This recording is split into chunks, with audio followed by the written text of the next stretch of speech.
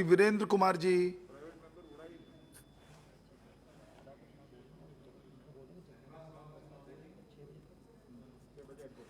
आपने मुझे संविधान संशोधन विधेयक तमिलनाडु राज्य के संबंध में अनुसूचित जाति की सूचियों को उपांतरित करने का जो विधेयक लाया गया है, इस विधेयक के समर्थन में बोलने के लिए मैं खड़ा हुआ हूं। मैं धन्यवाद देना चाहता हूं देश के प्रधानमंत्री आदरणीय नरेंद्र मोदी जी का, सामाजिक न्याय अधिकारिता मंत्री सम्मानित थावरचंद गहलोत जी का। तमिलनाडु राज्य में जिन 7 जातियों को और उपांतरित करके देवेंद्र कुला बेलाशर के नाम से जो है ना उपांतरित किया जा रहा है, ये बरसों पुरानी मांग तमिलनाडु राज्य के अनुसूचित जाति वर्ग के लोगों की थी, जिसको पूरा करने का काम आदरणीय नरेंद्र मोदी जी की सरकार ने किया है। माननीय सभापति महोदय जी, राष्ट्रपिता महात्मा गांधी जी, पंडित दीनदयाल उपाध्याय जी, डॉक्टर राम मनोहर लोहिया जी, डॉक्टर भीमराव अंबेडकर जी, सभी ने एक ही बात कही थी कि समाज का जो सबसे अंतिम छोर पर जो अंतिम व्यक्ति खड़ा है, उस व्यक्ति के उत्थान का जब तक कार्य पूरा नहीं हो जाता है, तब तक हमारा विकास अधूरा है। और जो समाज के अंतिम छोर पर जो व्यक्ति खड़ा है, इसको रहने के लिए जब तक मकान नहीं मिलता है, इसको खाने के लिए जब तक भोजन नहीं मिलता है, इसको स्वास्थ्य के लिए जब तक चिकित्सा की सुविधाएं नहीं मिलती हैं, इसकी शिक्षा के लिए जब तक इसके बच्चों को शिक्षा की व्यवस्थाएं नहीं मिलती हैं, तब तक हमारा विकास अधूरा है। और इसी को पूरा करने का काम आदरणीय नरेंद्र मोदी जी की सरकार कर रही है। चाहे वो प्रधानमंत्री आवास योजना के माध्यम से हो, चाहे वो जन औषधि योजना के माध्यम से हो, चाहे वो आयुष्मान भारत योजना के माध्यम से हो, चाहे खाद्यान्न योजना के माध्यम से हो, और चाहे शिक्षा के माध्यम से अनुसूचित जाति समाज के जो हमारे बच्चे हैं, उन बच्चों को प्रोत्साहित करके जीवन में उन्हें आगे बढ़ाने के लिए प्रोत्साहित करने की बात हो। आदरणीय सभापति महोदय जी, मैं एक बात कहना चाहता हूं, जो आदरणीय थावरचंद गहलोत जी के द्वारा तमिलनाडु राज्य के संबंध में जो बिल लाया गया, ये वास्तव में सराहनीय है। लेकिन इसके साथ ही साथ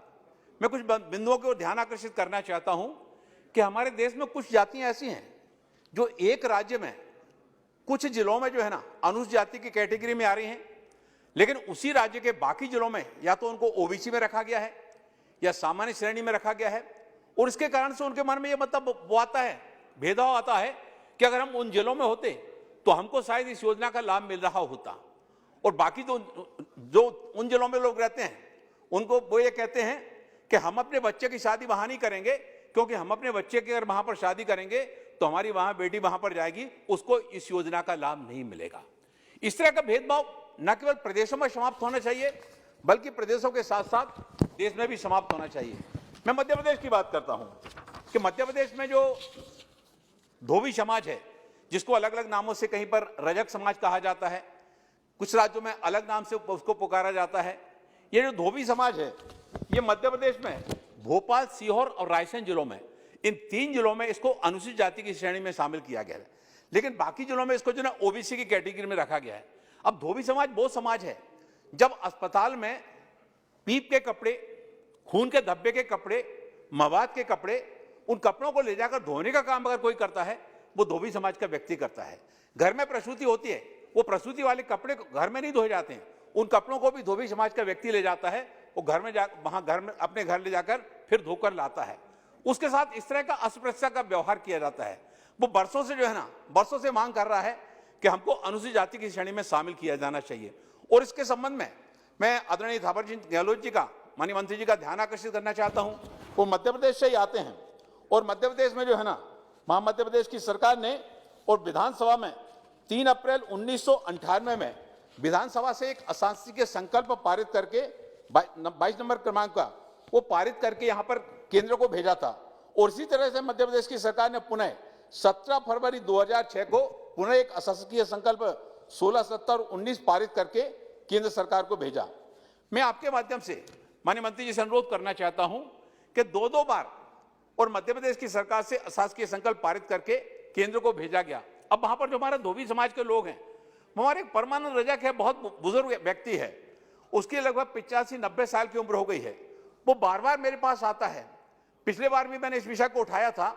तो उसके बाद धोबी समाज के देश भर से काफी लोगों के हमारे पास फोन आए कि हमारे समाज को जो देश भर में जो है ना अनुसूचित जाति की श्रेणी में शामिल किया जाना चाहिए। इसी तरह का प्रजापति समाज है, और जो प्रजापति समाज है ये दीपावली के समय पर दीपक बनाने का काम करते हैं, खिलौने बनाने का काम करते हैं, कलात्मक वस्तुएं बनाने का काम करते हैं। लेकिन ये प्रजापति समाज भी जो है ना, ये भी सभी जगह पर जो है ना और अनुसूचित जाति की श्रेणी में नहीं आता है। अब मध्य प्रदेश की बात करें तो मध्य प्रदेश में जो प्रजापति समाज है ये टीकमगढ़, छतरपुर, पन्ना, दतिया, सतना, रीवा, सीधी और शहडोल, इन जिलों में तो ये अनुसूचित जाति की श्रेणी में आ रहा है, लेकिन बाकी जिलों में इनको ओबीसी की श्रेणी में शामिल किया गया है। और इसके कारण से अनुसूचित जाति समाज को मिलने वाली योजनाओं के लाभ से वो वंचित रहते हैं। इसी तरह से दिल्ली में जो है मल्लाह जाति को यहाँ पर अनुसूचित जाति की श्रेणी में शामिल किया गया, लेकिन उत्तर प्रदेश के कई जिलों में इनको जो है ना और ओबीसी की कैटेगरी में शामिल किया गया है। उड़ीसा के हमारे सांसद यहाँ पर बैठे हुए हैं भारती महताब जी, उड़ीसा में एक भुइया जाति है और उस भुइया जाति को अनुसूचित जाति की श्रेणी में शामिल किया गया, लेकिन उड़ीसा के पास में झारखंड राज्य है और उस झारखंड राज्य में उनको अनुसूचित जाति की श्रेणी में शामिल नहीं किया गया, उनको वहां पर ओबीसी की कैटेगरी में शामिल किया गया है। तो इस तरह की जो जातियां हैं जो एक राज्य में कुछ जिलों में जो है ना और वो ओबीसी में आ रही हैं, कुछ में एससी की कैटेगरी में आ रही हैं, ऐसे दूसरे राज्यों में जो है ना उनको सामान्य श्रेणी में रखा गया है। तो इस तरह का भेदभाव जो है ना वो समाप्त होना चाहिए। मैं खड़ीक जाति की बात करना चाहता हूं। अभी हमारे तेलंगाना के हमारे माननीय सांसद बोल रहे थे, तो तेलंगाना के खड़ीक समाज के लोग आए थे, उन्होंने वहां से राज्य सरकार ने जो है ना वहां की खड़ीक जाति को जो है ना अनुसूचित जाति की श्रेणी में शामिल करने के लिए और राज्य सरकार से प्रस्ताव पारित करके यहाँ पर भेजा। आरजीआई में गया, दो बार भेजा गया, आरजीआई के पास भी गए, वो कमीशन के पास भी गए, और आरजीआई हर बार कोई ना कोई कमी निकालकर उसको वापस कर देती है, जबकि देश के बाकी राज्यों में जो उनको अनुसूचित जाति की श्रेणी में शामिल किया गया है। माननीय सभापति महोदय जी, बहुत ही गंभीर विषय है, और उस गंभीर विषय पर जो है ना मैं बहुत ही गर्व के साथ मैं कहना चाहता हूं कि हमारे देश के प्रधानमंत्री आदरणीय प्रधानमंत्री नरेंद्र मोदी जी ने न केवल अनुसूचित जाति समाज के लिए बजट का एलोकेशन बढ़ाया, जिसके कारण से उन योजनाओं का लाभ और भी ज्यादा प्रभावी ढंग से हमारे बंधुओं को मिल सके। और मैं इसके साथ ही साथ एक चीज कहना चाहता हूं कि माननीय मंत्री जी जो है ना इस दिशा में अच्छा काम कर रहे हैं। मैं एक छोटा उदाहरण देना चाहता हूं, महाराष्ट्र का उदाहरण देना चाहता हूं। छत्रपति शिवाजी महाराज के जीवन से जुड़ा हुआ एक प्रसंग है। छत्रपति शिवाजी महाराज के वंशज थे छत्रपति साहू जी महाराज, और वो रोज बाणगंगा में स्नान करने के लिए जाते थे। जब वो बाणगंगा पर स्नान करने के लिए जाते थे, उनके जो पुरोहित थे वो उनको जो है ना और वहां पर जो है ना वैदिक मंत्रों के स्थान पर पुराणों के मंत्र सुनाया करते थे। एक दिन उनको जब इसका रहस्य मालूम पड़ा तो वो बहुत नाराज हुए और उन्होंने उनको पुरोहित पद से अलग कर दिया, और जो प्रजापति समाज का जो व्यक्ति था उस प्रजापति समाज के व्यक्ति को संस्कृत पढ़ने के लिए काशी भेजा और वहां से बुलाकर उसको राजपुरोहित उसको नियुक्त किया गया। तब से लेकर कोल्हापुर में यह परंपरा अभी तक चली आ रही है। माननीय उपाध्यक्ष महोदय जी, मैं आपके माध्यम से कहना चाहता हूं कि हमने जो धोबी समाज की बात की, हमने प्रजापति समाज की बात की, हमने खटीक समाज की बात की, हमने भुइया समाज की बात की, हमने मल्लाय समाज की बात की, इन सारी की सारी जातियों के संबंध में और भी हमारे देश में ऐसी कई जातियां हैं जो एक राज्य में एससी में है, बाकी राज्यों में जो है ना वो सामान्य श्रेणी में या ओबीसी में है। इसके संबंध में एक संपूर्ण जो है ना विधेयक लाने की आवश्यकता है, और वो पूरा संपूर्ण विधेयक लाकर इस तरह की विसंगतियों को समाप्त करके अनुसूचित जाति श्रेणी का लाभ इन सारी जातियों को पूरे देश में दिया जाए, ताकि पंडित दीनदयाल उपाध्याय जी का जो सपना है